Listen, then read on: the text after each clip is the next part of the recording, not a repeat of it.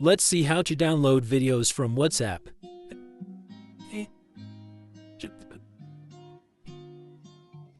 Now select your video.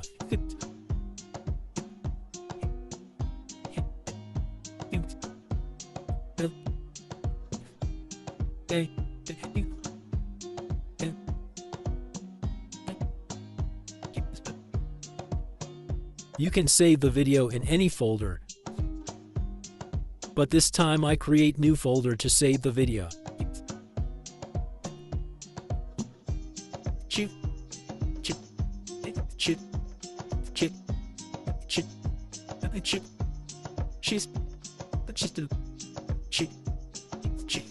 The second method.